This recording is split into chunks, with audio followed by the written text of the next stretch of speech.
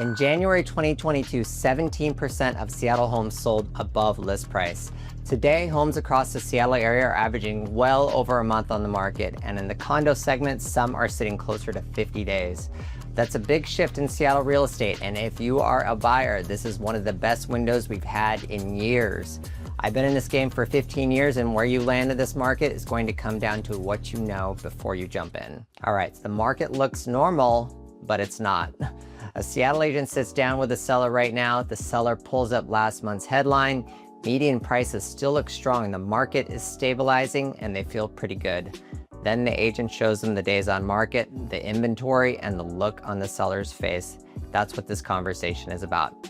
All right, so let's start here. If you just scan the headlines, Seattle real estate still looks pretty stable. King County's median home price is hanging in the high 800s to mid 900s, depending on the source.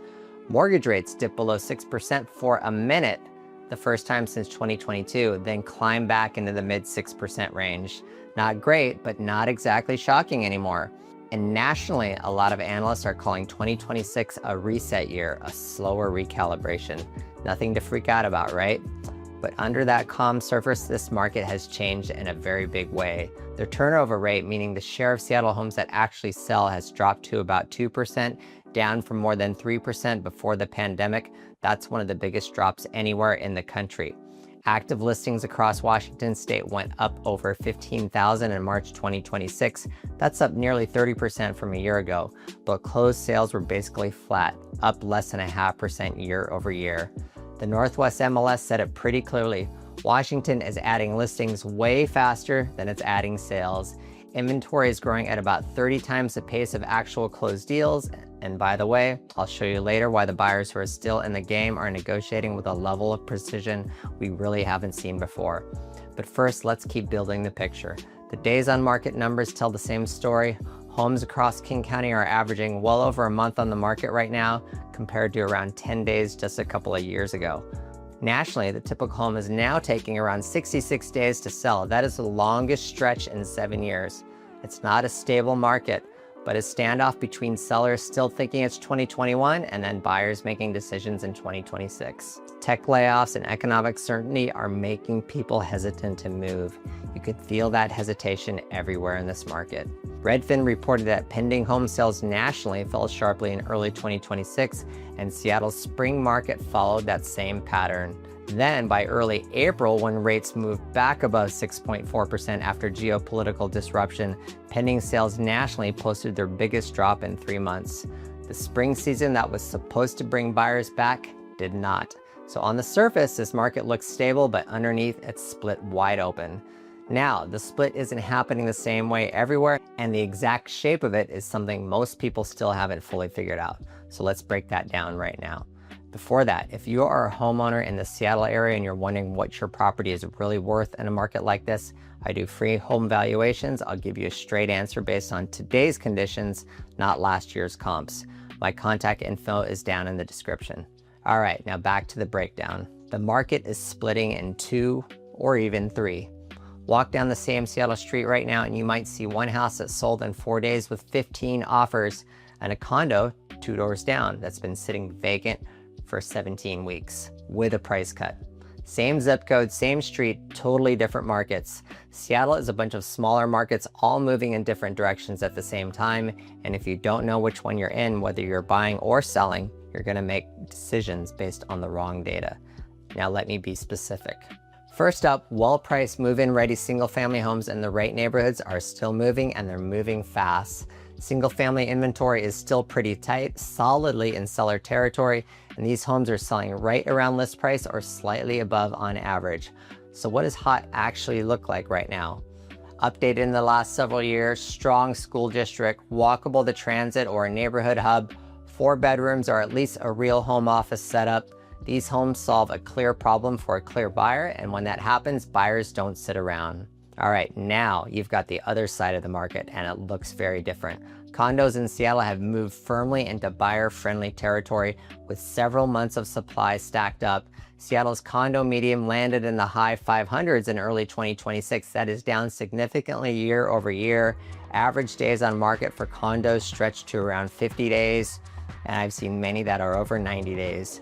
and we get into what this means for the bigger structure of this market later, it changes how both buyers and sellers should be thinking, so stick with me here. So, buyers who went under contract on pre-construction units in 2021 and 2022 with peak pricing are now running into appraisal gaps. The lender values unit below the contract price, and that leaves the buyer having to bring in a big chunk of cash or lose the deposit altogether. Or in other cases, the price that buyers are willing to pay leaves the sellers underwater, where they owe more than the proceeds from the sale. This means they have to pay cash to pay off a loan in order to sell at today's market value. Seattle condo sales dropped noticeably between fall 2025 and early 2026, and nationally, 1 in 7 home sale agreements fell apart in January 2026. That is a record cancellation rate.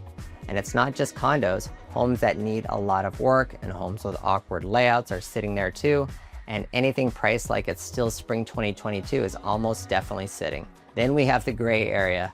It's the middle zone, and it's a little harder to read. These are decent homes, not outdated, they're not in bad locations, they're also not in the neighborhood everybody's fighting over, and they're not in the school district with a long wait list.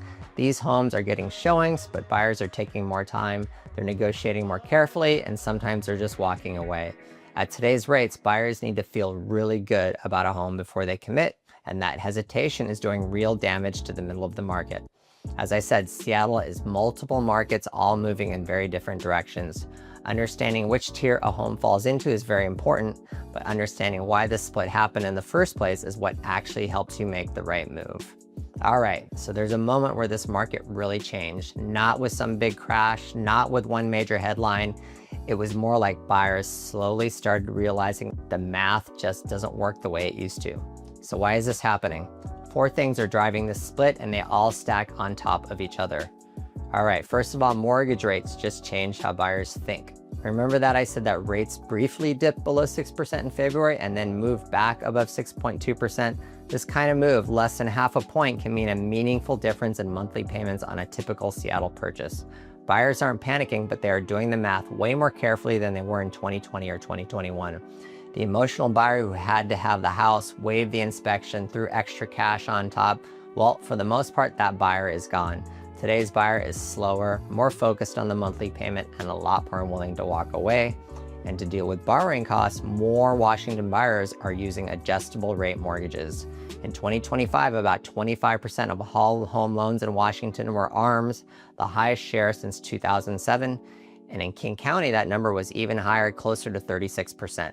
That tells you a lot about how tight affordability has gotten. Seattle prices have gone up fast since 2020, and wages just haven't kept up. So now you've got a growing group of buyers who can't buy the home they actually want. They're being pushed into real compromises on size, location, even property type. Nationally, existing home sales ended 2025 at just over 4 million. That was basically unchanged from 2024, and it was the lowest total since 1995. Seattle is not somehow floating above that. It's a problem when only affluent buyers can afford to purchase homes, and that's exactly what's playing out right now. All right, we've also got condo and HOA pressure. There is something really specific happening in this market that goes beyond affordability. HOA fees, which already range from a few $100s to well over $1,000 a month, depending on the building, have been moving higher. Part of that is insurance premiums hitting Seattle condo buildings hard. You've got special assessments, and those can show up with very little warning. So now you're adding another unpredictable cost on top of a fixed mortgage. There's also the regulatory side. Washington State's SB 5129 puts the first phase of new governance and transparency rules into effect on January 1st, 2026 across Washington HOA and condo associations, with full implementation coming in 2028. Sophisticated buyers know that's coming, and it's deciding to buy into an older building a lot more complicated. All right, now inventory is rising in the wrong places. Here's the tension that's making this market feel so strange. Active listings are near decade highs, but when you look closer at what's actually hitting the market, the story changes. A lot of that inventory is condos, dated homes, overpriced listings, and properties where sellers finally stop waiting for perfect timing. What is not flooding the market is the stuff buyers really want. Turnkey single-family homes in strong school districts and neighborhoods that have demand for years. That inventory is still genuinely tight.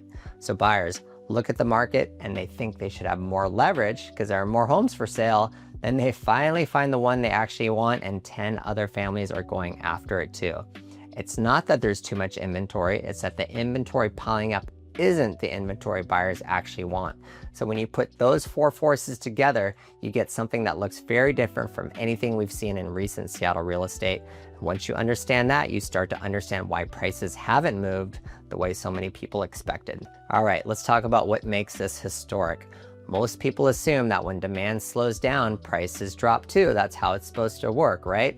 But that's not really what's happening here, and that's exactly why this moment feels so different from what we've seen before. Here's what actually makes this market different from a normal cycle. I don't throw around the word historic for no reason. When inventory is growing at about 30 times the pace of actual sales, that's not normal. Right now, there are significantly more sellers than buyers in the Seattle area, and nationally, the typical home is taking around 66 days to sell, which is the longest stretch we've seen in years. This market slowed down, and it's split in a way we really haven't seen before. And just to show you how far this thing has swung, in the first 6 weeks of 2022 alone, 488 Seattle homes sold for at least $100,000 over asking. And in January of that year, 17% of all Seattle homes sold above list price. Here we go, same city, 4 years later, a totally different feel. Now here's the twist that makes this cycle really different from past corrections. In a normal slowdown, demand cools off, prices come down, buyers jump back in, and the market starts to find balance again. And that is not really happening here, at least not across the board. And the reason is a mortgage lock-in effect. A huge share of King County homeowners locked in rates in the 2% and 3% range during the pandemic years. Meanwhile, the average rate on all outstanding U.S. mortgages is around 4.4%, and a new mortgage today is well above 6%. So if someone gives up 2.5% mortgage and takes on a 6.5% mortgage on another Seattle home, they're paying hundreds more every month for basically the same lifestyle, just in a different house. So a lot of homeowners are staying put. And that's a huge reason prices have not crashed, even with the market slowing down. Sellers with equity and a little patience can afford to wait. Keep that in mind. We'll see more of that in the seller strategy in a few minutes. A lot of sellers would rather pull the listing than take a lower price. That ends up keeping headline prices looking stronger than they really are, even while actual sales volume drops. That's a structural issue, and in recent Seattle real estate history, there's really not much that looks like it. Now, the clear sign of this imbalance is the gap between what sellers think their home should get and what buyers are actually willing to pay. Sellers are still feeling the peak 2021 and 2022 comps. Buyers are looking at today's rates, today's monthly payments, and today's economic uncertainty. The gap between memory and reality is a real tension in early 2026. Then you've got another layer on top of all of this. Tech layoffs across the country top 52,000 in the first quarter of 2026, the highest first quarter total since 2023. And Seattle, of course, is right in the middle of that, with Amazon, Microsoft, Meta all cutting Seattle area headcount. So even buyers with strong jobs and solid income are being more careful in that kind of environment. You cannot separate housing from the job market here, not in Seattle. That gap between expectations and reality is wider right now than it's been in years. So that's the full picture of why this market looks the way it does. All right, now let's get into what you actually do with it. And let's start with buyers, because the opportunity here is definitely real if you know where to look. The buyers winning this market are the ones who know exactly which part of the market to go after, and they show up ready. Because in the right corner of this market, the leverage you have as a buyer right now just wasn't there 18 months ago. This is your leverage moment. Here's what leverage actually looks like. Condos and listings that have been sitting longer are giving buyers real power right now. We're talking about actual negotiating room, repair credits, rate buy downs, longer close timelines, and big price reductions. These are price adjustments that just didn't happen in 2022. And a lot of these sellers are motivated, especially the ones who already went under contract once, saw the deal fall apart. The second time around, they're way more open to working with a serious buyer. With more than 13% of US home purchase agreements falling through in January 2026, the highest we've seen, that situation is a lot more common now. That is your leverage, so use it. Now, on the other side of this, well-priced turnkey homes in Ballard, Queen Anne, and those great North Seattle family neighborhoods are still getting multiple offers. If you go in and overbid just to win one of those, you're stepping in at the top of an already elevated market with rates sitting in the mid 6% range. The math has to make sense, not just emotionally, but long-term. So if the house isn't solving your real lifestyle need and you're stretching to make it work, that short-term urgency usually doesn't hold up over time. But if you're looking at a condo or a townhome, you also got to look closely at the HOA. Where is it heading? Is the reserve fund actually healthy? Has the building had a history of special assessments? How is it positioned for the 2028 compliance requirements? Washington State now requires HOA and condo associations to maintain reserve studies and fund reserves at levels sufficient to meet future repair and replacement needs. A building that hasn't done that work is going to face either a special assessment or a fee increase down the road, and both of those affect your monthly costs and your ability to resell. That's not a small thing. It's the kind of detail that can flip a good deal into a bad one. All right, if you are a seller right now, here's the most important thing to understand. It's not the market where you can throw a sign in the yard and wait for the offers to roll in. But it's also not the market where you're dead in the water. It's a market where strategy wins and the wrong strategy gets exposed fast.